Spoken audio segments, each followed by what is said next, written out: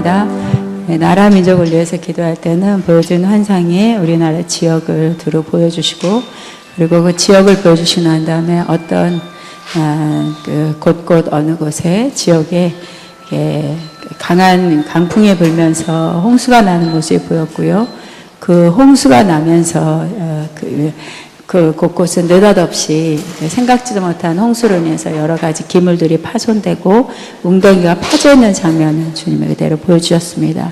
지금 이 나라의 선거를 다 치르고 난 또 여러 가지 이루어지고 있는 것 안에 어느 쪽에서는 평화다 평화다 외치지만, 그러나 한 곳은 느닷없이 이렇게 장대비를 만나서 홍수로 인한 어떤 그 파손된 모습들, 또 그 파손된 모습을 본 그 지역들은 또 그것을 수습하기 위해서, 복구하기 위해서 나오는 모든 주민들로 인해서 이것이 왜 파손되었는지, 또 왜 이랬을 때 이런 어려움을 겪게 됐는지 먼저 대처하지 못하는, 또 허술해짐으로 인해서 그 파손의 결과가 더 커진 것을 또 상의하고 의논하듯이, 지금 이 나라가 어느 부분 안에서는 느닷없는 홍수를 맞아서 또 그걸 바라보면서 이것이 어찌된 일인가 하고 또 한숨을 쉬면서 복구하면서도 또 너무 파손이 심한 데는 다시 그것을 새 건물을 지으려고 하는 것처럼 다시 한번 나라를 위해서 어떤 아버지의 마음을 가지고 기도하는 자들도 있을 것이고, 또 어떤 자들은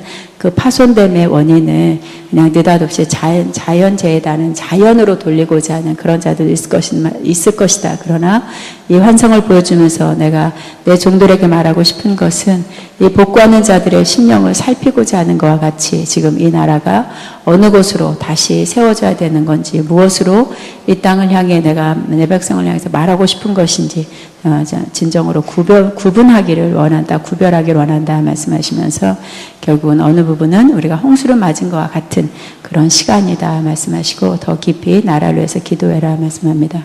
아가페를 위해서 기도할 때는 한국에서 한 곳에서 꼭 동풍이다라는 거, 꼭 홍해를 가를 때에 그 강한 바람처럼 비교되는, 그러나 홍해를 가르는 것 같은 그런 건 아니지만 갑자기 느닷없이 강풍이 불어왔고요. 그런데 그 강풍을 통해서 우리 학교에 그 바람에 불어지는 강한 바람으로 뭔가 움직이지 않을 것 같은 그런 게 막연하게 그냥 이렇게 우리가 뭐랄까 건드리지 않으면 전혀 움직이지 않을 것 같은 우리 안에 또 견고함도 있을 것이고, 이 강한 바람이 불면서 뭔가가 박혀 있었던, 또 이건 이런 거야 라고 우리가 결정해 놓고 움직이지 않았던 이런 것들이 움직이기 시작하는 모습도 환상으로 보이면서, 이제 한 학기를 마무리하고 새 학기를 이렇게 준비할 때에 그냥 흘러왔던 대로가 아니라 이 새로운 바람, 성령의 강한 바람으로 인해서 막혔던 것, 그리고 그냥 묻어왔던 것들이 움직여서 새롭게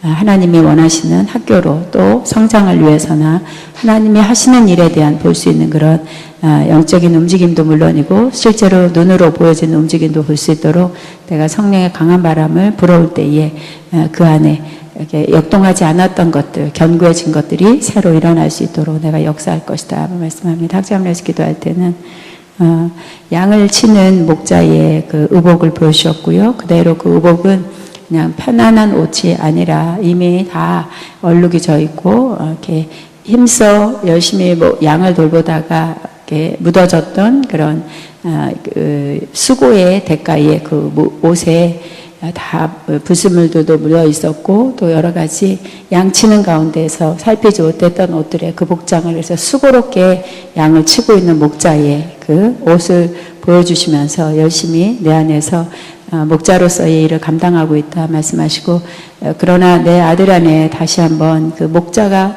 두 손에 꼭 가지고 있어야 되는 지팡이와 막대기, 시편 23편처럼 그걸 내가 다시 내 아들에게 준다 말씀하시고, 이미 들려져 있지만 이제 더 구체적인 지팡이와 막대기를 가지고 양을 돌보되 한 양도 이탈하지 않도록 능종자의 그 움직임이 아주 강렬하게 움직이고 있는 모습이 보였고, 그 양을 치면서 이 마지막 때 내가 이들을 향해서 어떤 것으로 칭찬을 받을까 하는 것과 같은 마음으로 양을 치는데, 양들이 짝을 이어서 또 새끼를 낳고 새끼를 낳는 것에 계속 배가 하는 모습도 환상으로 보여지면서, 지금이 지팡이와 막대를 들고 더 양을 지키기에 눈을 부릅뜨고라는 말씀과 같이 새롭게 또 새 감각으로 아가페 신학을 보게 하고 또 맡은 바 제자로서나 모든 그 사도의 사랑의 사도의 직분을 감당하기에 부족함이 없도록 그들을 양육하는 데 내가 이 막대가 지팡이로 큰 역사를 이룰 수 있는 힘을 준다 말씀합니다. 주님께 영광 올립니다. 아멘. 하나님 말씀 요한계시록 16장을 보겠습니다. 1절부터 11절까지입니다. 요한계시록 같이 있습니다. 시작. 또 내가 들으니 성전에서 큰 음성이 나서 7 천사에게 말하되 너희는 가서 하나님의 진노의 7 대접을 땅에 쏟으라 하더라. 첫째 천사가 가서 그 대접을 땅에 쏟음에 짐승의 표를 받은 사람들과 그 우상에게 경배하는 자들에게 악하고 독한 종기가 나더라. 둘째 천사가 그 대접을 바다에 쏟음에 바다가 곧 죽은 자들의 피와 같이 되니 바다 가운데 모든 생물이 죽더라. 셋째 천사가 그 대접을 강과 물 근원에 쏟음에 피가 되더라. 내가 들으니 물을 차지한 천사가 이르되 전에도 계셨고 지금도 계신 거룩하신 이여 이렇게 심판하는 것이 의로우시도다. 그들이 성도들과 선자들의 피를 흘렸으므로 그들에게 피를 마시게 한 것이 합당하니이다 하더라. 또 내가 들으니 제단이 말하기를 그러하다. 주 하나님 곧 전능하신 이시여 심판하시는 것이 참되시고 의로우시도다 하더라. 넷째 천사가 그 대접을 해에 쏟음에 해가 권세를 받아 불로 사람들을 태운 사람들이 크게 태움에 태워진지라. 이 재앙들이 행하는 권세를 가지신 하나님의 이름을 비방하며 또 회개하지 아니하고 주께 영광을 돌리지 아니하더라. 또 다섯째 천사가 그 대접을 짐승의 왕좌에 쏟으니 그 나라가 곧 어두워지며 사람들이 아파서 자기 혀를 깨물고 아픈 것과 중기로 말미암아 하늘의 하나님을 비방하고 그들의 행위를 회개하지 아니하더라. 아멘. 오늘 저는 아직 여러분 문자에는 아마겟돈이라고 나갔죠. 아마겟돈까지 다 하려고 할 예정이었습니다. 또 오랫동안 심판에 대해서 설교해서 여러분과 함께 또 심판에서 설교 또 하는 것에 대해서 제가 좀 부담이 있어요. 여러분의 좋은 본문을 가지고 좀 희망적인 그런 본문을 나누고 싶지만 이것도 보니까 11절까지 하니까 또 시간이 1시간 넘어갈 것 같아서 오늘 아마겟돈은 못하겠습니다.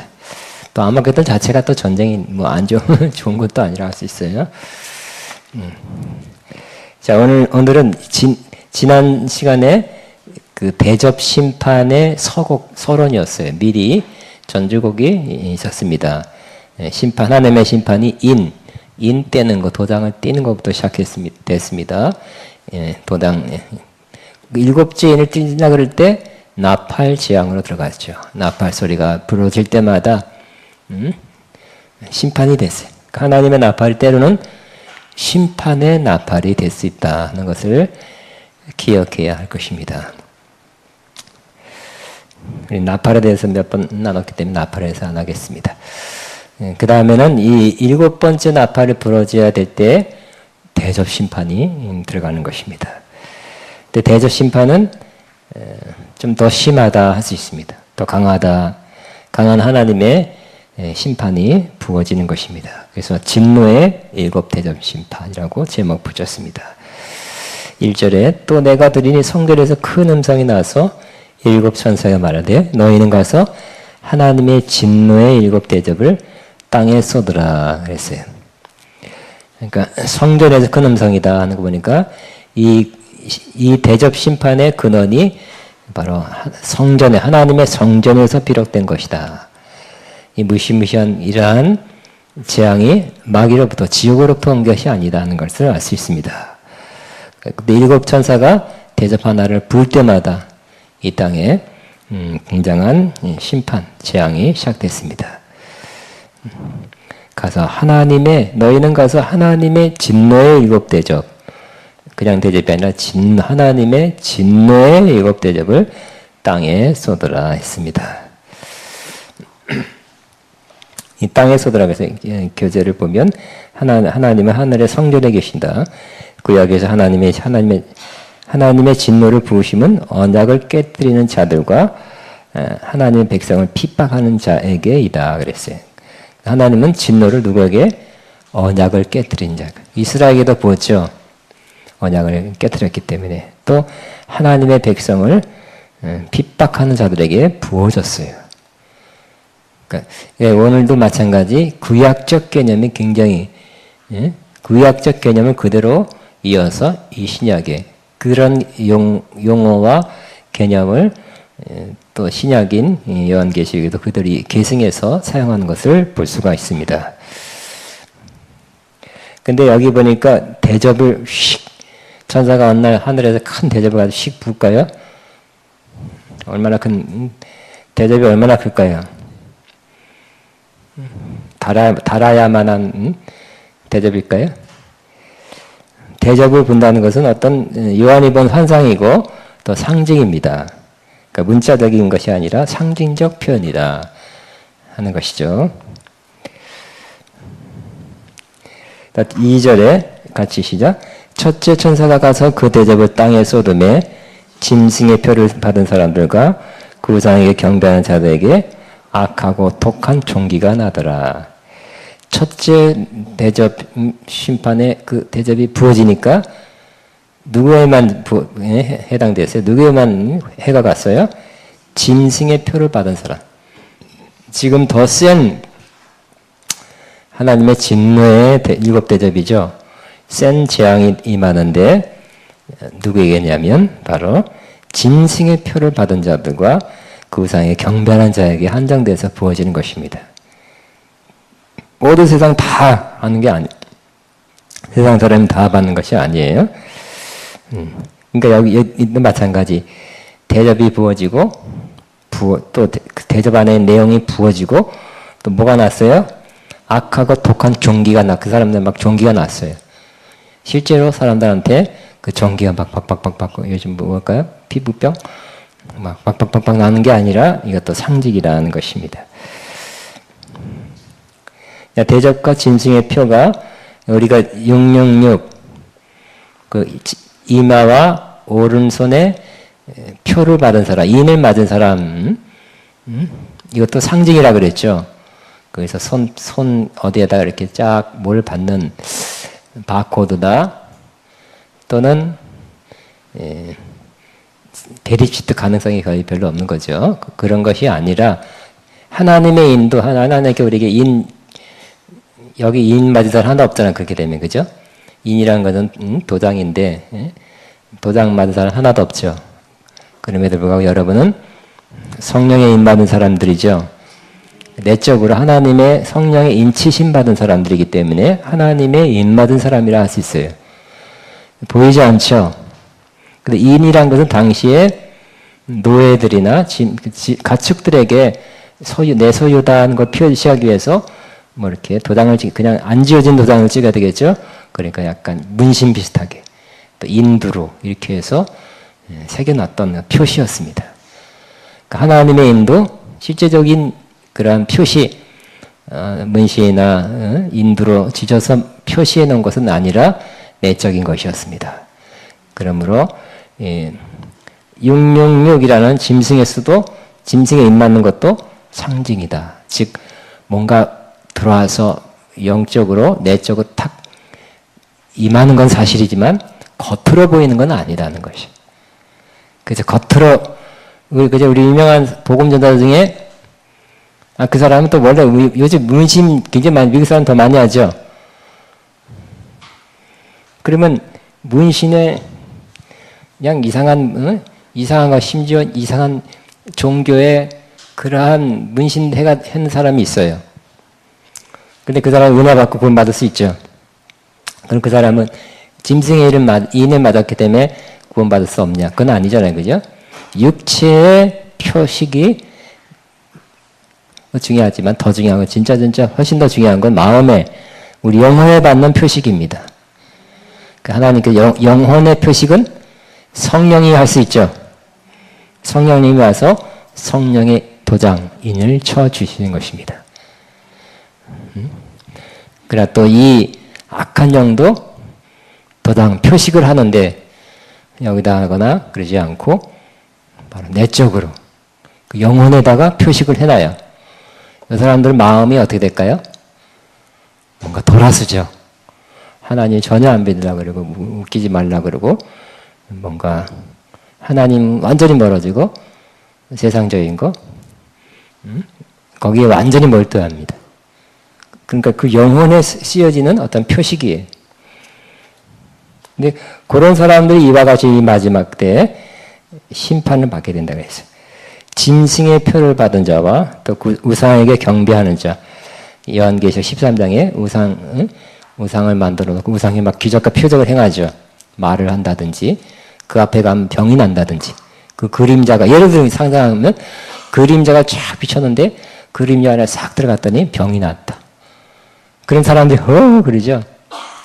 지난번에 그랬잖아요. 남미의 마리아상에 눈물 이렇게 몇 센치가 피눈물이 흘렸어. 그러니까 수십만이 몰려갔잖아요. 그죠? 그 사람들은 기적과 표적에 굉장히 굶주려있다 그럴까요? 굉장한 반응을 한다는 거예요. 여러분도 그렇죠? 사람 많이 모이는 것은 어딜까요? 여러분이 사람 많이 모이는 사역하려면 예언 사역하지 말고 치유 사역해야 돼. 기적 집회. 베니인 목사님 2만 명 모인다니까. 예언 집회는 몇 명 있을 수 있어요. 많이 할 수도 없고요. 그러니까 사람들은 기적에 대해서 마음이 이렇게 동하고 호기심 있고 더 기적이 일어나길 바라는 마음이 있어요. 자, 우리 선한 의미에서 기적이 일어나는 거 좋은 거죠. 역시 기적을 일으키는 사람이 아프리카 가서 200만, 300만 그런 나인하르드 번케라든지 베니 목사님 같은 사람이 그렇게 합니다. 기적이 일어나니까 또 기적을 바라고 오겠죠. 그런데 그 우상을 만들어 놓고 우상이 또 뒤에 배우 영들이 있겠죠. 기사와 표적을 행함으로 사람들이 더 신뢰를 하게 돼요. 믿어요. 절합니다. 절한다는 건 믿는 거죠. 숭상하는 것입니다. 그러나 그렇게 한 사람들, 짐승의 표를 받고 그 우상에게 경배한 사람들은 하나님께서 마지막 때 심판할 것이다. 고 말씀하고 있는 것입니다. 근데 악한 종기가 났다 그랬어요. 이 종기는 여기 교재에 써놨습니다. 출애굽기 9장 9절 17절에 애굽에 내린 심판에서 종기가 나온다. 같이 있습니다. 그 죄가 애굽 온 땅에 티끌이 되어 애굽 온 땅의 사람과 짐승에게 붙어서 악성 종기가 생기더라. 자, 신명기 28장 35절에도 불순종하여 받는 저주 중에 신명기 28장은 유명한 축복장이죠. 나가도 복을 받고 들어가도 복을 받고 뭐 떡강질에 복을 받고 처음에 순종하면 이런 복을 받고 불순종하면 저주를 받는 그 저주의 목록 굉장히 많아요. 근데 그 중에 저주의 목록 중에 불순종한 사람들에게 임하는 저주 중에 시작 여호와께서 내 무릎과 다리를 쳐서 고치지 못할 종기가 생기게 하여 발바닥에서도 정수리까지 미치리라. 아유, 종기가 막 발바닥부터 정수리까지 꽉 차게 내리는 것도 하나님이 내리는 저주라고 기록하고 있습니다. 그러니까 요한계시록은 계시록만에 나타난 어떠한 재앙이나 어떤 원리가 보다는 이전부터 하나님이 해오시던 방식으로 심판하거나 또 좋은 것을 주신 것을 볼 수 있습니다. 그러므로 이 종기는 하나님의 심판의 모습이에요. 자, 이들에게 형벌의 표식이 주어지면 형벌이 있게 된다. 이들에겐 정신적, 영적 고통이 있게 된다. 그래서 이런 진짜 육체적인 종기가 막 나서 피부과적인 문제라고요. 보다는 이들은 뭐라고요? 정신적인 고통, 영적인 고통. 그러니까 육체의 고통도 굉장히 고통스럽지만 여러 막 정신적인 공포, 불안, 초조, 공허, 외로움, 막 적막감, 황량함 이런 정신적 고통, 또 영적인 뭔가 영적으로 막 시달린다든지 이런 어떤 고통이 더 크겠어요? 이 정신적, 영적 고통이 더 크다고 할 수 있죠. 이러한 형벌이 임하게 된다. 그것을 갈 수 있습니다. 3절에 같이 있습니다. 둘째 천사가 그 대접을 바다에 쏟음에 바다가 곧 죽은 자의 피와 같이 되니 바다가 내 모든 생물이 죽더라. 이것도 저와 여러분이 그냥 문자적으로 바다가 빨갛게 돼가지고 거기에는 뭐 갑자기 고래가 뜨고 상어가 뜨고 넙치가 뜨고 오징어가 뜨고 그렇게 죽어서 그렇게 된다는 것만 봐서는 안 됩니다. 자, 이 둘째 천사가 대접을 받아 쏘는 것은 둘째 나팔이 불 때에 계시록 8장 같이 있습니다. 시작. 불 붙는 큰 산과 같은 것이 바다에 던져짐에 바다의 3분의 1이 피가 되고 바다 가운데 생명 가진 피조물의 3분의 1이 죽고 배들의 3분의 1이 깨지더라. 이거 우리 계시록 8장에 한번 나왔었어요. 그런데 이 구절과 평행 구절, 그러니까 이 구절과 이렇게 나란히 가는 그런 구절이라는 것입니다. 이 구절 모두 출애굽기 7장 17절에 21절에 근거하고 있습니다. 그때는 출애굽기 7장 때는 모세는 나일강을 피로 변했죠. 피로 변하는 자체가 뭐예요? 하나님 내린 심판적 재앙이었습니다.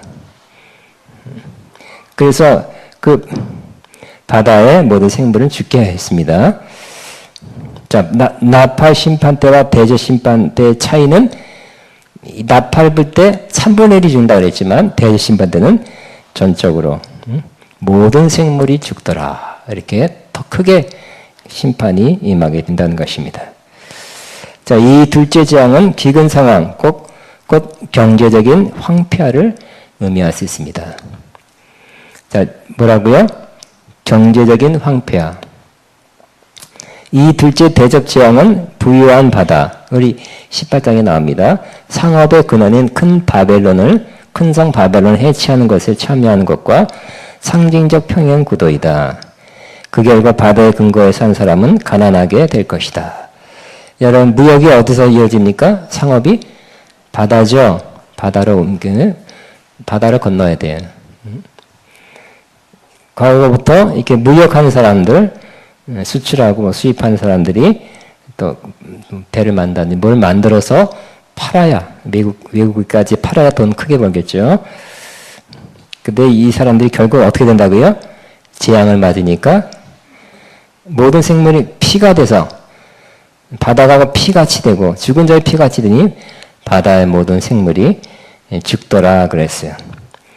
바다의 근거에 산 사람은 가난하게 될 것이다. 요한계시록 18장 17절 18절에 또 나오고 있습니다. 자, 바다 가운데 모든 생물은 모든 살아있는 생명체라고 번역할 수 있습니다. 바다 생물이 죽은 것은 인간의 죽음이나 고통과 연관이 있습니다. 그러므로 바다가 피로 변하는 것은 또한 상징적 표현으로 불경건한 세상 경제적 보존 체계의 파멸을 의미합니다. 다시 뭐라고요? 불경건한 세상 경제적 생명 보존 체계. 여러분, 이 땅에서 장사해서 상업해서 이 세상에서 직장 다니든지 뭐 어든지 해서 여러분은 먹고 살고 있죠? 응? 아니에요? 안 먹고 살아요? 이슬 먹고 사십니까? 만남 먹고 사십니까? 그러니까 지금 이 세상에 경제 체제가 있어요. 그러니까 여러분 직장 가든지 사업을 하든지, 또 뭐라도 이 세상에서 돈벌이를 해서 여러분 아니 여러분 남편이 해서 먹고 살고 있습니다. 근데 갈수록 여러분 이 세상에 먹고 사는 게 쉬운 거야, 어려운 거예요? 어렵죠, 그죠?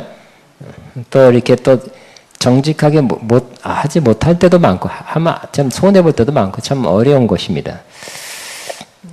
근데 이 세상 사람도 잘만 해 또. 돈도 많이 벌어. 또 나쁜 일에 돈 많이 벌어갖고 또 나쁜 일에 많이 써요. 그러나 이 모든 것, 그러니까 돈 많은 사람이 땅땅거리죠? 돈 많으니까 하나님 더 안 믿죠? 쾌락을 쫓죠? 하나님께 이 세상 체계, 세상 경제 체계를 하나님께서 심판할 것이라는 거예요.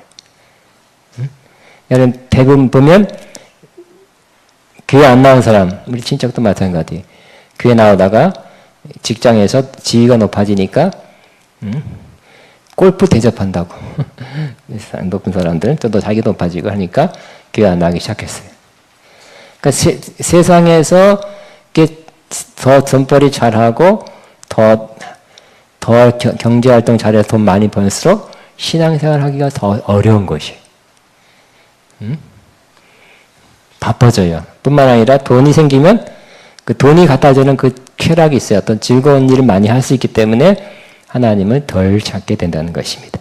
사람들이 다 믿음 없는 사람 더 안 믿을 것이고 믿음 있는 사람도 세상 경제 체제 안에서 믿음을 잃어버리는 거예요. 저는 이렇게 볼 때 앞으로 신앙생활하기 더 어려울 것이다. 다른 것 말고 한 가지 때문에, 이 경제적 문제 때문에.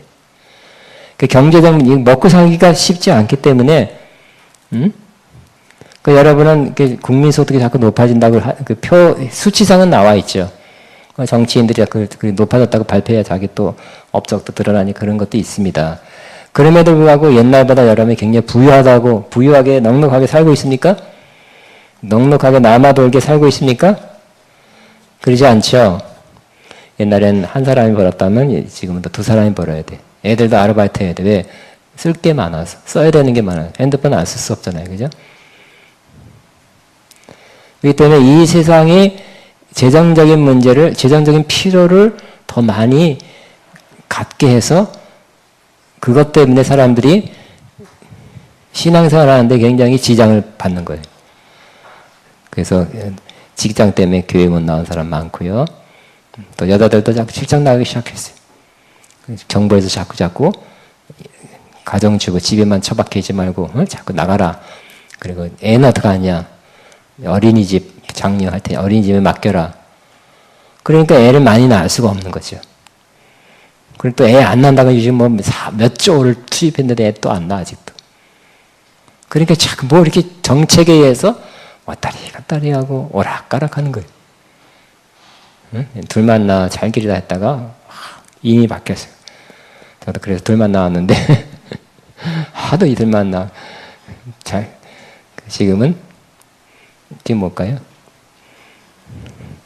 지금 한나 낳은 사람이 얼마나 많은지 모르겠어요.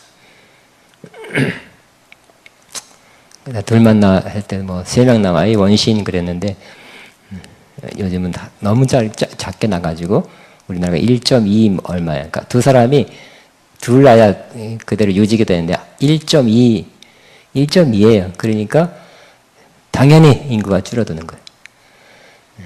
우리나라가 수치상으로 계산해 보면 얼마 후에는 몇십 년, 몇백 년 후에는 인구 제로가 되는 거예요. 이대로 나가다는 이런 상황이 됐습니다.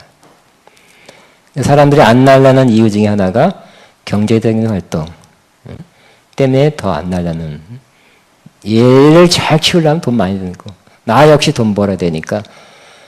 그러니까 경제적인 것이 신앙에 굉장한 지장을 갖다 주고.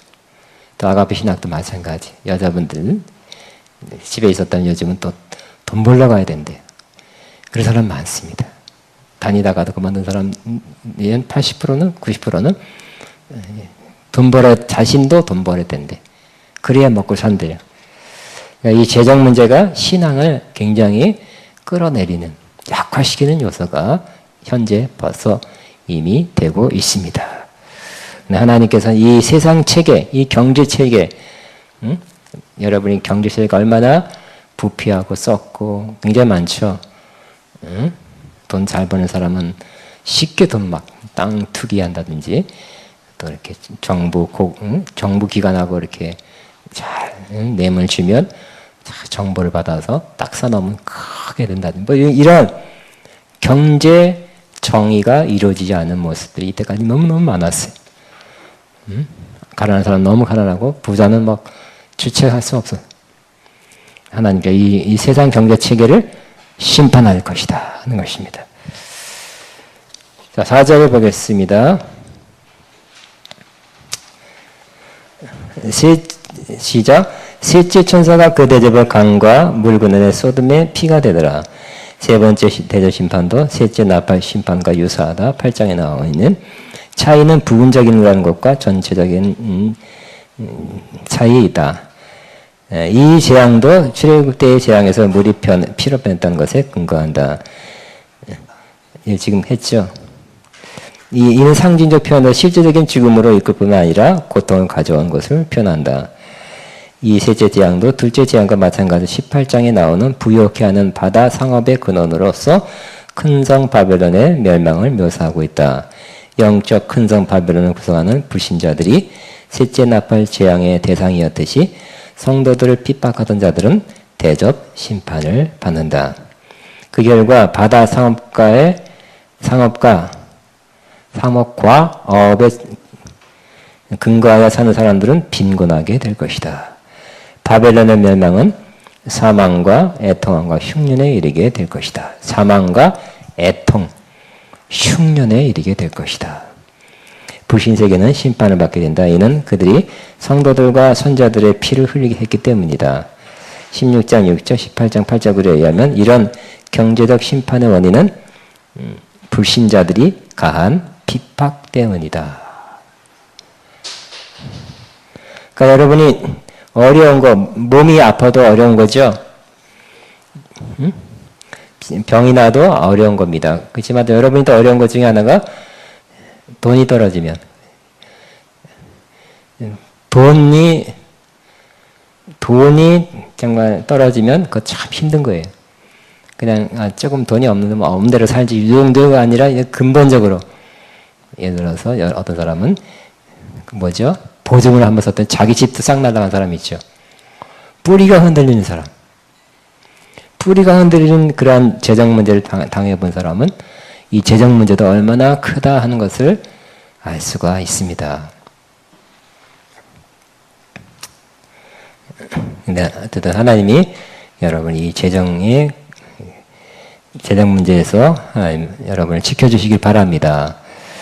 그래, 우리는 또 마지막 심판의 재앙 중에 재정 문제에 관한 하나님의 재앙을 내릴 때 하나님이 지켜주실 것을 믿습니다. 이건 누구한테 내리는 거예요? 입 맞은 사람, 그 우상에게, 그 짐승에게 경배한 사람에게 임하는 거죠. 이 세상에 임하는 거예요. 근데 이렇게 심판할 때 극심한 심판이지만 하나님이 너무하셨다가 아니라 5절의 시작, 내가 들으니 물을 차지한 천사가 이르되 전에도 계셨고 지금도 계신 거룩하시니여 이렇게 심판하는 것이 의로우시도다. 이렇게 심판하는 것이 너무 심했습니다. 하나님이 원래 이렇게 사랑과 자비가 풍성한 하나님이 이게 웬일입니까? 그렇게 하지 않고 어떻게 했다고요? 이렇게 심판하시니 의로우시도다. 하나님을 오히려 찬양하게 된다는 것입니다. 거룩한 분이 하신 말, 그러니까 거룩하신 분이기 때문에 의로운 심판을 할 수 있다는 거죠. 치우친 분, 거룩하지 않은 분, 핏대로 화가 내서만 하루만 하는 심판 재앙은 칭송받을 수가 없어요. 그러나 거룩한 분, 그 하시는 모든 일이 다 옳다는 것입니다. 의롭다는 것입니다. 이 심판도 그래서 의롭다고, 심판 중에서도 하나님은 찬송을 받는 거예요. 영광을 받으시는 거예요. 자, 6절에 같이 시작. 그들이 성도들과 선자들의 피를 흘렸으므로 그들에게 피를 맞이게 하는 것이 합당하니라 하더라. 구체적으로 왜 하나님께서 하신 심판이 의롭습니까 하고 찬양하냐면, 하나님이 그런 신원, 하나님이 보응해 주셨다는 거예요. 성도들의 그 억울한 것들을, 성도들이 당한 것들을 보응해 주셨기 때문에. 자, 피를 흘렸다, 피를 마셨다는 표현은, 자, 해석을 해놨습니다. 이 표현은 상징적으로 해석할 수 있는 근거가 이사야 49장 26절에 있다 그랬습니다. 시작.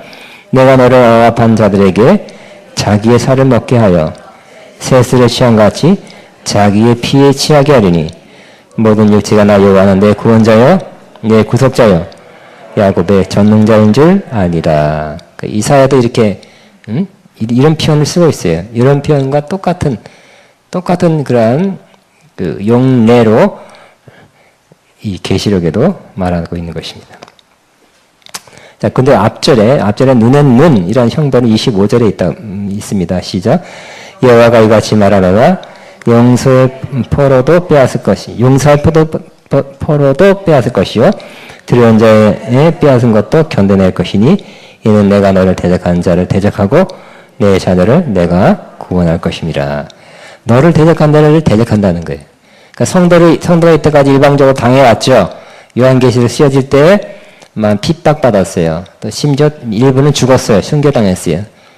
그냥 일방적으로 죽음에 대해서 하나님은 반드시 보응해 주실 것이다. 오늘 보응해 주시는 것이 바로 오늘 이와 같은 심판으로 그 사람들에게 내리게 되는 것입니다. 또한 시편 79편 3절에 10절 12절도 그런 내용이 있다. 시간상 자, 셋째 심판에서 사람들이 고통을 당하는 것은 그들이 하나님 백성에게 고통을 주었기 때문인 것이 명백하다. 그래서 바벨론의 심판은 육절에 묘사한 심판과 연결되는데 바벨론 심판을 묘사한 17장 6절, 18장 24절, 19장 2절에 보여지는 이와 유사한 피의 이미지와 같이 명백하다. 이와 같이 하나님, 어린 양, 그분을 따르는 자, 우리 성도들은 복을 받기에 합당하고 핍박자들은 결국은 저주를 받기에 합당하다는 것입니다. 그죠? 우리는 그분을 따르는 자는 요한계시록 당시나 지금이나 예수님을 잘 믿고 말씀대로 살고 하나님 뜻대로 따르는 사람은 좋은 일만 있는 것도 아니죠. 그죠? 세상에서 어려운 일 당하기 쉽습니다. 그러나 결과는 복이에요. 궁극적으로는 복입니다.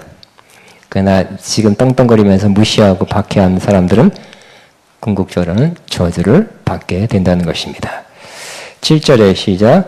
또 내가 들으니 제단이 말하기를 그러하다 주 하나님 곧 전능하신 이여 심판하는 것이 참되시고 의로우시도다 하더라. 또 제단에서 그렇게 선포해 줍니다. 이 제단이라고 그러니까 구체적으로 제단에서 누가 말했는지는 모르죠. 천사가 말했는지 아니면 주님이 말했는지 모르지만 그래서 이렇게 심판하는 것이 참되고 의로우시다는 것은 제가 교재에 써놨어요. 이 선언은 순교자들의 정의를 이루어달라는 목소리를 반영하는 것이다. 전능하신 이여는 그의 백성의 일들에 대하여 행하시는 하나님의 절대 주권성을 암시한다. 주 하나님 곧 전능하신 이여 심판하는 것이 참되시고 의로우시도다. 그러니까 우리는 지금 억울한 일 당할 수 있죠. 피해를 받고 손해받고 당할 수 있어요. 응? 그렇지만 하나님은 전능하신 하나님이란 거예요. 하나님의 때가 되면 하나님은 그 전능하신 능력으로 반드시 보응해 주신다 하는 것을 하나님 힘이 없어서 지금 안 하는 건 아니라는 거예요. 그죠? 우리에게 여러분 예수 믿는 것 때문에 부당하게 고난과 피해를 받은 적이 있다면 하나님이 우리를 도울 수 없어서 안 도운 것이 아니라 하나님의 때에 보응해 주실 것이라는 것입니다. 약한 자에게는 저주로, 재앙으로 또 우리에게는 상급으로 갚아 주신다는 것이죠. 8절의 시작. 넷째 천사가 그 대접을 해 쏟음에 해가 권세를 받아 불로 사람을 태우니. 대접을 어디다 쏟아요? 해에다가. 이것도 문자적으로 해석하면 좀 어렵겠죠? 천사가 휙 날아가서 해에다가 휙 불까요? 해가 얼마나 큰데 그 해에다가 불 수 있을까요? 그건 아니겠죠. 상징적 표현이고요. 환상에 보이는 모습대로 기술한 것입니다. 자, 하나님의 재앙에 대한 주권적 통치가 이루어지는 모습이다. 이 대접을 쏟거나 불로 사람을 태우는 모습도 상징적 표현이다. 하나님의 진노가 부어지는 것이 종종 불을 동반하는 것으로 표현되었다. 예레미야 7장 22절에도 그와 같은 표현이 나오고 있습니다. 시작. 그러므로 주 여호와께서 이와 같이 말씀하시니라. 보라 나의 진노와 분노를 이곳과 사람과 짐승과 들나무와 땅의 소산에 부으리니 불같이 사라지고 꺼지지 아니하리라 하시니라. 그래서 분노를 막 붓는데 불같이 사라진다는 거예요. 꺼지지 아니하리라. 에스겔 22장 21절 22절에 나타납니다. 시작. 내가 너희를 모으고 내 분노의 불을 너희에게 불면 너희가 그 가운데서 녹되 은이 풀무불 가운데서 녹는 것 같이 너희가 그 가운데서 녹으리니 나 여호와가 분노를 너희 위에 쏟은 줄을 너희가 알리라. 그 분노의 불이에요. 실제적인 불이라기보다는. 네 번째 대접 심판에서는 구약에 나타난 표현을 사용해서 주님을 모욕한 자에 대한 하나님의 심판에 대해서 상징적으로 언급하고 있다. 사람들은 그들이 주로 우상숭배를 통하여 하나님의 도덕적 율법을 바꾸기에 심판을 받는다. 9절입니다. 사람들이 크게 태움에 태워진지라 이 재앙들을 행하는 권세를 가지신 하나님의 이름을 비방하며 또 회개하지 아니하고 주께 영광을 돌리지 아니하더라 그랬어요. 자, 넷째 대접 심판의 결과 해가 불로 사람들을 태우는 재앙은 반복됩니다. 이 반복은 사람들이 강력한 열로서 태워진다는 것을 강조합니다. 그것도 문자대로 해서 태양의 온도가 한 몇 도 올라가, 한 20도만 올라가도 우린 지금 30도인데 20도 올라가면 50도 되죠. 아니면 10도 더 올릴까요? 60도. 이런 문자적은 아니라는 거예요. 문자적인 거. 그런 것이 아니라 하나님의 분노의 불. 자, 이 반복은 자, 이들은 구속받은 자들에게 행한 것에 대한 대가로 되갚음을 받는 것이다. 자, 7장 16절에 의하면 죽임당한 성도들은 전에 당했던 상황에서 구원을 받는다. 이제 얼마 지나면 역전되죠. 상황이 바뀌게 될 것입니다. 어떻게 해요? 시작. 그들이 다시는 줄이지도 아니하며 목마르지도 아니하고 해나 아무 뜨거운 기운에 상하지 아니하리니. 그렇죠. 근데 박해하고 핍박하던 사람들은 오히려 불로 영적인 불 태워서 고통을 당하게 되는데 우리는 줄이지도 않아요. 아까 그냥 경제적인 심판과 관계 있다 그랬죠. 근데 줄이지도 아니하고 목마르지도 아니하고 해나 아무 뜨거운 기운에 상하지 아니하리라. 낮의 해와 밤의 달이. 그죠? 자, 이 구절은 이사야 49장 10절이 투영된 것입니다. 시작. 그들이 줄이거나 목마르지 아니할 것이며 더위와 볕이 그들을 상하지 아니하리니 이는 그들을 긍휼히 여기신 이가 그들을 이끌되 샘물 근원으로 인도할 것임이라. 그죠? 저들은 막 불 뜨겁고 목마르고 하지만 우리는 어떻게 한다고요? 그들이 줄이거나 목마르지 아니할 것이며 우리에게 된 말씀입니다. 약속입니다. 다시 한 그들이 줄이거나 목마르지 아니할 것이며 시작. 더위와 볕이 그들 상하지 아니하리니 이는 그들을 긍휼히 여기시는 이가 그들을 이끌되 샘물 근원으로 인도할 것임이라. 우리에게 해당되는 말씀입니다. 자, 신명기 32장 24절도 언약을 깨트린 자, 즉 언약은 여기서 말씀, 율법을 깨트린 자, 율법대로 계속해서 안 사는 사람들에게 이런 저주가 임한다 그랬죠. 시작. 그들이 줄임으로 쇠약하며 불같은 더위와 톡한 질병에 삼켜질 것이라. 내가 들짐승의 이와 티끌에 기는 것에 독을 그들에게 보내리라. 자, 이 지금 굉장한 대접 심판, 가장 심한 심판이 내리지만 그러나 여러분 아이고 큰일 났다. 여러분이 두려워할 것이 아니라 우리는 그때일수록 주님께 가까이 그죠? 주께 가까이 날이 그서서 항상 더 주님께 가까이 가면 이 재앙으로부터 더 멀어지게 될 것입니다. 재앙으로부터 안전히 보호함을 받게 될 것입니다. 이 재앙은 누구한테 내린다고요? 단지 주님을 모욕하는 자나 회개하지 않은 자에게 내린다. 이는 여섯째 나팔의 재앙과도 같다. 자, 불은 박해하는 자들에 대한 심판을 상징적으로 표현한 것이다. 자, 이 심판은 미래의 마지막 심판에 기초를 놓게 된다. 지금 마지막 심판 아니에요. 자, 하나님의 이름을 비방하며 이들은 하나님의 이름, 곧 하나님의 속성과 인격성을 폄하하거나 비방하는 자들이다. 지금도 하나님의 이름, 또 예수님의 이름을 비방하거나 욕하는 사람들이 꽤 많고요. 또 소설로도 나오고 연극도 하죠.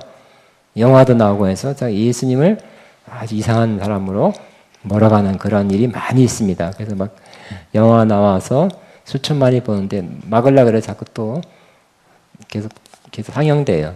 연극도 나오고. 그래서 하나님의 이름, 특별히 예수님의 이름을 비방하는 것들이 뭐 다빈치 코드 뭐 어쩌고 하여튼 뭐 수천만 몇천만 부 팔렸어요. 이거는 전 세계적으로. 아주 이상한 잘못된 이상한 그잖아요. 세상에 책도 있지만 이상한 책도 있죠. 옛날에 있었던 이상한 책을 근거로 해서 모아가지고 예수님이 뭐 마리아랑 결혼했는데 지금 그 후예가 러시아 어디에 살고 있다 뭐 이상한 말도 안 되는 그런 정설이 아니라 야화 비슷한 거를 끌어 모아서 이상한 것을 만들었어요.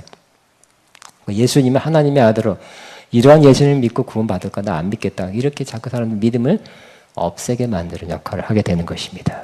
그러니까 이 하나님의 이름을 비방하는 자, 모욕하는 자들이 이 세상에 굉장히 많죠. 심판받을 것입니다. 10절 시작. 또 다섯째 천사가 그 대접을 짐승의 왕자에 쏟으니 그 나라가 곧 어두워지며 사람들이 아파서 자기 혀를 깨물고. 그 대접을 어디다 쏜다고요? 짐승의 왕자라는 건 보좌에. 응? 그러면 보좌의 대접이 확 부어지니까 보좌가 힘은 없죠. 힘을 빼앗기는, 주권을 빼앗기는 것이에요. 그래서 그 결과 그 왕국이 어떻게 된다고요? 어두워진다. 그래서 왕자의 대접이 쏟으니까 그 나라가 또 어두워지며 사람들이 아파서 자기 혀를 깨물고 그래서 어두워진다는 표현도 굉장히 의미가 있습니다. 자, 이게 해설을 써놨습니다. 이 심판도 넷째 나팔 심판처럼 출애굽기 10장 21절에서 29절에 근거한다. 애굽에 내린 재앙은 태양신인 라에 대한 심판으로. 이집트에서 제일 또 센 신이 태양신이잖아요.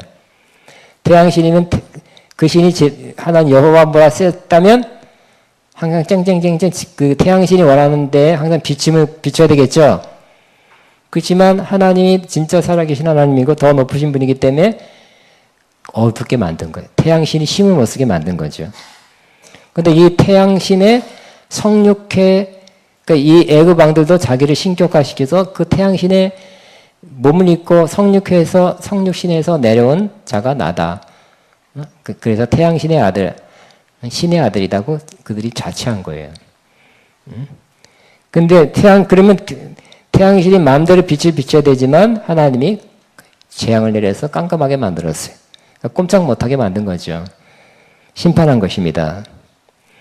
자, 그러면 왜 하나님도 심판은 무조건 근거 없이 하는 것이 아니라 하나님은 항상 근거를 가지고 행하시죠.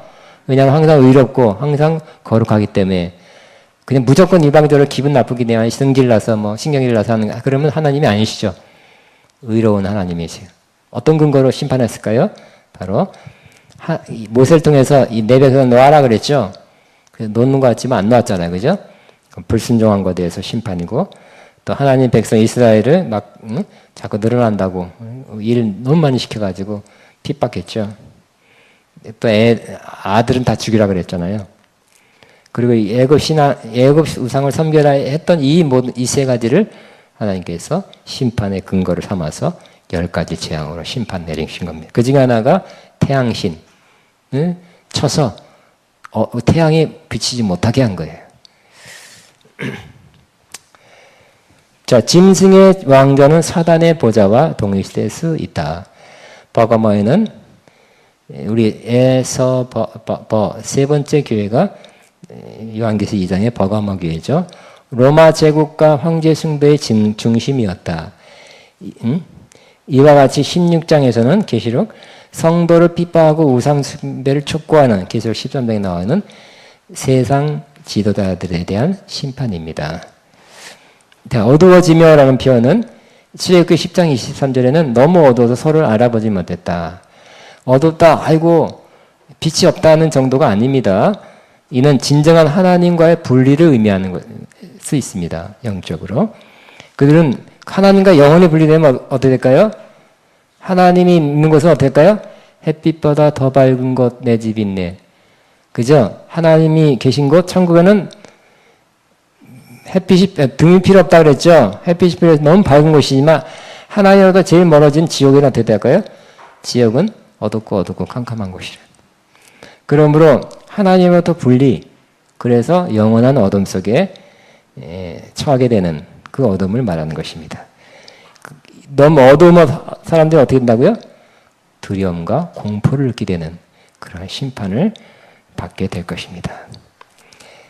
자, 이사야 8장 21절 22절에는 기근이 제약된 이스라엘에게 임한다 그랬어요. 이 기근은 보지 못하게 하는 어둠과 연관이 있다 했습니다. 보겠습니다. 시작. 이 땅으로 헤매며 권고하며 굶주릴 것이다. 그가 굶주릴 때에 격분하여 자기의 왕과 자기 하나님을 저주할 것이며 위를 쳐다보거나 땅을 굽어보아도 환난과 흑암과 고통의 흑암뿐이리니 그들이 심한 흑암 가운데로 쫓겨 들어가리라. 자, 이스라엘이 범죄하고 우상숭배 계속하니까 하나님께 심판하는데 이렇게 된다는 거예요. 보니까 하나님의 이스라엘 향한 우상숭배하는 이스라엘 향한 그런 심판의 내용 중에 제일 많은 게 뭐예요? 어둠이라는 거 알 수 있죠. 그죠? 여기 보니까 하나님의 심판은 뭐라고? 환난과 흑암과 고통의 흑암뿐이니 그랬죠. 흑암이란 것은 총체적으로 나쁜 거예요. 여러분, 전망이 밝다 해야 좋은 거예요? 전망이 어둡다 해야 좋은 거예요? 그죠? 어둡다는 건 절망이고 고통이고 정말 두려움이고 하여튼 어두우면 안 좋은 거예요. 어두우면 안 좋은 거예요. 자, 이 어둠은 보세요. 그러나 다가올 나라가 포로될 것을 상징한다고 해석할 수도 있다. 결국은 이스라엘은 또 포로됐잖아요. 이 재앙은 우상숭배로 인해서 온 것이다 그랬어요. 그 하나님의 심판은 그 중에 하나가 어둠으로 재앙을 부어 내릴 것이다 하는 것이. 그러니까 우리는 이 어둠 속에 거하는 자가 되면 안 되겠죠. 항상 밝은 지금부터 빛 대신 주님을 따라가고 빛된 말씀만 쫓아가고 우리 정말 햇빛보다 더 밝은 하나님의 성전, 천국의 영혼이 살아야 할 것입니다. 마지막으로 시작. 아픈 것과 종기로 말미암아 하늘의 하나님을 비방하고 그들의 행위를 회개하지 아니하니라. 너무 아파요. 종기가 나요. 그러니까 심리적, 영적 고통이 심하다 그랬죠. 어두움. 그렇지만 이 사람들은 어떻게 한다고요? 그 고통 가운데 회개하지 않는다는 거예요. 오히려 욕하는 거예요. 행위를 회개하지 아니하리라고 했어요. 이미 이 사람들 마음은 회개할 수 있는 힘이 없고요. 마음도 없어요. 자, 해설 읽겠습니다. 이들은 이 재앙 속에서 완악함이 더욱 견고하여 그들의 행위를 회개하지 않고 오히려 하나님을 비방한다. 이는 바로의 마음이 완악해진 것과 같아 그랬어요. 애굽의 남은 자들은 회개하고 애굽에서 이스라엘과 함께 나왔다. 그러나 대부분의 애굽인들은 이스라엘 하나님을 믿는 것을 거부했다 그랬어요. 그때도 그랬다는 거예요. 애굽의 소수만이 이스라엘 하나님 여호와를 믿고 함께 따라 나왔어요. 그런데 대부분은 믿지 않았어요. 이와 같이 될 것이다. 그러니까 세상의 남은 자들은 세상에서 남은 자, 우리가 남은 자란 거, 세상에 남은 자라는 것은 세상에 멸망받을 사람이 아닌 반대 개념이에요. 남은 자는 그들이 하나님의 인을 받았기 회개한다 그랬어요. 그러므로 7장 또 14장 보면 환난 가운데 나온 자라 그랬죠. 흰옷을 입은 자는. 그럼 이런 재앙, 환난이 될 때 믿는 하나님의 인 받은 자는 뭐라고요? 회개한다는 거예요. 그죠? 그러면 재정 문제가 이렇게 막 불경기가 되고 뭐 재정 경제 위기가 올 때 또 내가 하나님의 뜻대로 경제 활동을 했는지 이 경제 문제에 대해서 설교할 지가 아니니까 그 설교는 안 하겠습니다만 우리는 세상적인 경제 원리로 살아서는 안 됩니다. 우리는 성경적인 원리로 경제 활동을 해야 되는 것입니다. 그러므로 우리는 그러니까 하나님 뜻대로 경제 활동했는지를 또 회개하고 또 우상숭배, 마음의 탐심 회개했는지 회개하고 또 우리가 바르게 옳게 의롭게 살았는지 회개하고 그러니까 하나님의 인받은 사람들은 환난과 시험과 이 세상 전체에 임하는 이런 어려운 때 경제 위기도 적고 전쟁도 그렇고 그럴 때 회개하는 사람이 되는 것입니다. 어려움은 고난은 우리를 회개케 하는 것이죠. 그럼 더 순수해지죠. 옷이 휘어지죠. 깨끗한 사람이 되어 나오는 거예요. 환난은 우리를 깨끗하게 만들어요. 회개하게 만드니까. 그러나 세상 사람들은 환난은 더 원망, 충만하게 만들어서 하나님을 비방하고 욕하게 된다는 것이요. 자, 그러나 나머지 사람들은 믿기를 거부한다. 이는 그들이 인을 맞지 않았기에 오직 짐승에게 연합을 하여 짐승의 인을 기꺼이 받아들이는 거예요. 그 코드가 맞아요. 누구랑? 짐승하고. 그 짐승이 경제적인 걸 약속하니까 손이나 이마에 인을 맞는 거예요. 세상 경제 원리에 동의하고 그게 맞다 옳다. 그래서 그 인을 받아서는 안 되는 것이죠. 여기까지 온 여러분에게는 해당 안 되지만 여러분 주변의 가족이나 주변 사람들은 받을 가능성도 있어요. 세상 사람 됐으니까, 세상에 사니까 세상적 생각과 가치관과 듣는 거 보는 걸 다 그런 거니까 직장 다니고 하다 보면 믿음 떨어지다 보면 옳다 하면서 기꺼이 자기가 동의해서 그 인을 받을 가능성도 없지 않아 있는 것입니다. 여러분은 여러분이 여러분 가족을 또 가까운 있는 사람을 지키게 되길 바랍니다. 하나님의 인을 받은 저와 여러분부터 문제가 어려울 때마다 혹시 난 이런 문제 없을까? 이런 회개할 거 없을까? 하고 회개하면서 자기 두루마리를 빠는, 시계 빠는 사람 돼서 신부 쪽으로, 거룩한 쪽으로 자꾸 가게 되시길 바랍니다. 그럴수록 주변 사람을 또 이끌어서 함께 그런 흰옷 입은 자로 만들게 되시길 바라고요. 세상 사람들이 이렇게 되는 거, 그렇게 성경에 기록된 대로 된 것이라고 생각하게 되기를 바랍니다. 아멘. 말씀을 마쳤습니다. 모든 민족에게 주 성령 부어주소서.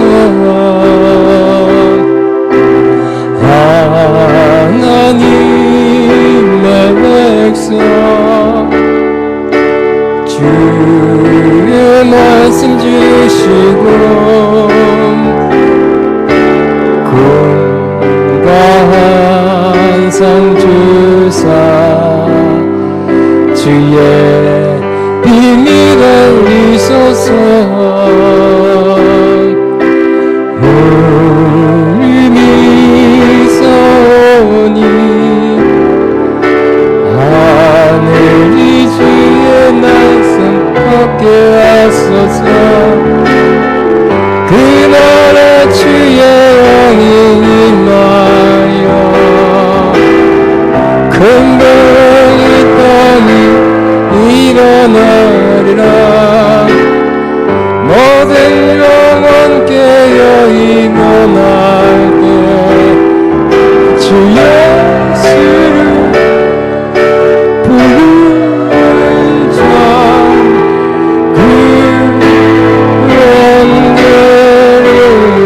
구원되리. 모든 열방에게 주 성령 부어주소서. 영광주 주여 하소서. 그 신을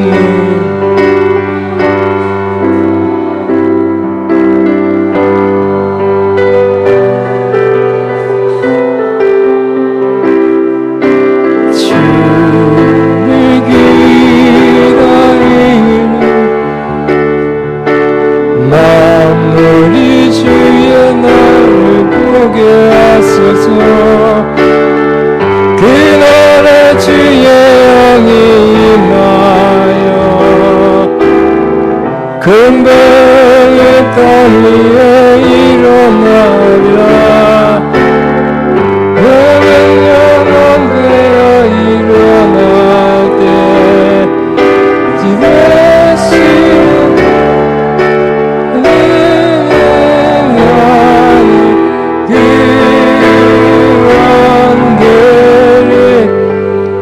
그날엔 주의 영이만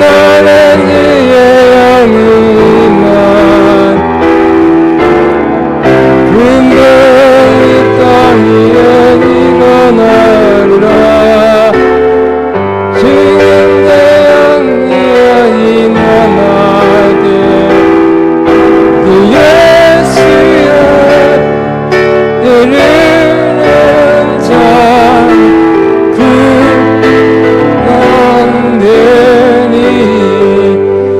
이 시간 기도합니다. 우리는 하나님의 입 맞은 거 얼마나 감사한지요. 인 받은 사람 고난과 환란이 없다는 건 아니죠. 있어도 우리는 고난과 환란 중에 회개하는 사람이 되는 거죠. 그냥 키즈를 막 왔다 떨어졌다 올라갔다 해도 안으로 들어가는 그런 알곡 될 것입니다. 그 축정에는 바람에 날아갈 것이죠. 우리 하나님께 감사하고요. 또 우리가 책임 맡은 사람, 우리 가족이나 우리 집안 사람 가운데 이런 알곡이 되지 못하고 환란 시험 들었다고 시험 들어서 교회 안 나온 사람도 있을 거예요. 그죠? 응? 왜 하나님이 살아계시는 그러냐? 응? 네가 기도했는데 왜 이 모양이냐? 이런 식으로 자꾸 벗어나는 멀리 가는 사람도 있을 것입니다. 하나님, 우리 가족이나 우리 가까운 사람 중에 그런 사람 속히 하나님의 입 맞고, 응? 저들이 자꾸 멀어지다 결국 무슨 입 맞아요? 짐승의 입 맞는 거죠. 그죠? 그 코드가 맞아서 기꺼이, 응? 정말 우러나는 마음으로 그들은 반다니까요. 자기 그게 옳다고 생각하고, 이 세상에 먹고 사는데 더, 응? 편하고 하니까, 짐승의 인을 억지로 맞는 거, 야, 안 맞으래, 막 무슨 베리칩 높게 안 맞게, 이게 아니라니까요. 기꺼이 반다니까요. 이런 사람 되지 않도록. 누구누구를 위해서 여러분 기도해 응? 여러분 주변 사람에서 기도하고. 더 많은 사람들이 그런 쪽으로 가지 말고, 하나님 쪽으로, 하나님 입 많은 쪽으로, 하나님 백성 안으로, 하나님의 진노의 심판 때 내리지 않는 그 사람들, 하나님의 진노가 피해가는 하나님의 부함 속에 있는 그 사람 되게 앞서서 주여 말하고 기도합니다. 주여 시작하나